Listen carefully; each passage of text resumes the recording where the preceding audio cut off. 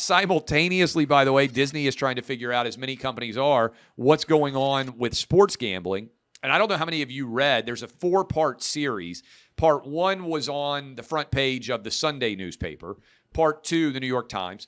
Part 2 was on the Monday edition of the newspaper. A 4-part expose that the New York Times is doing into sports gambling. Now, I know a little bit about sports gambling.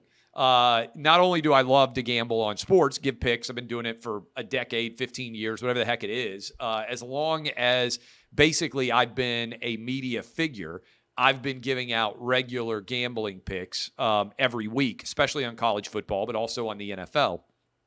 And so the New York Times is diving into this story. I believe 31 different states now allow you to gamble on sports. And I was some of you may remember this, I was actually at the Supreme Court when they had the hearing, I believe it was in 2018, over whether or not sports gambling was going to be legal, the New Jersey lawsuit, because remember, it was actually Democrats that stopped sports gambling in conjunction with Republicans from passing, because they had a PASPA, a law that disallowed sports gambling anywhere but basically Las Vegas, the state of Nevada.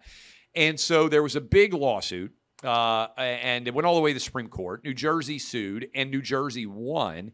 And since then, 31 different states. And I was there watching that argument. I've been in favor of states individually, under federalism, being able to make decisions about whether or not sports gambling is legal in their market. And so we've obviously had relationships with a lot of different sports gambling companies at Outkick. Fox, I was on a sports gambling show for 4 years daily, as many of you know. Lock It In, which turned into Fox Bet Live. So look, I've talked and been a big part of the sports gambling community for a long time. So the New York Times basically has decided that sports gambling is unacceptable. That's the underlying story of this 4-part special, this expose that they're doing.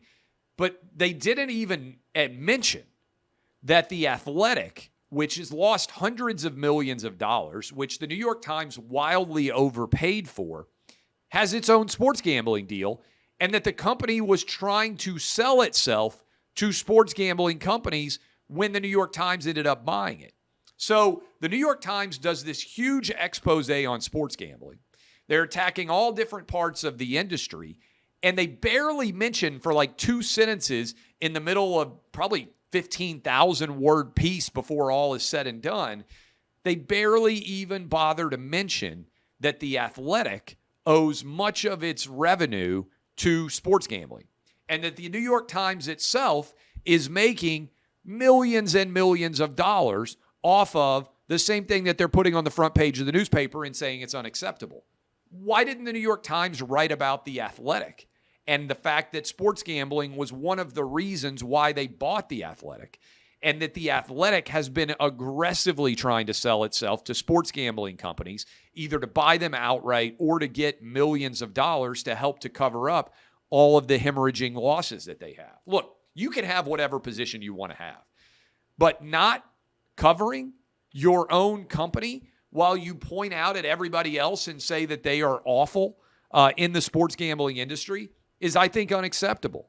And the New York Times should have to do a multi-thousand-word piece analyzing The Athletic, sports gambling, the hundreds of millions of dollars that it's losing, and actually cover itself and hold the company to the same standard that they're trying to hold the rest of the country to. Look, my position's pretty straightforward on virtually every issue, right? If you want to gamble on sports, go do it. I am for adults being able to make decisions for adults, right?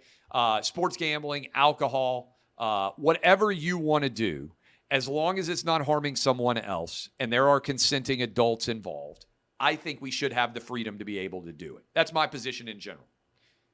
It's crazy to me that the New York Times is attacking other groups for doing exactly what they are doing. The hypocrisy is crazy. They should have to cover that aggressively.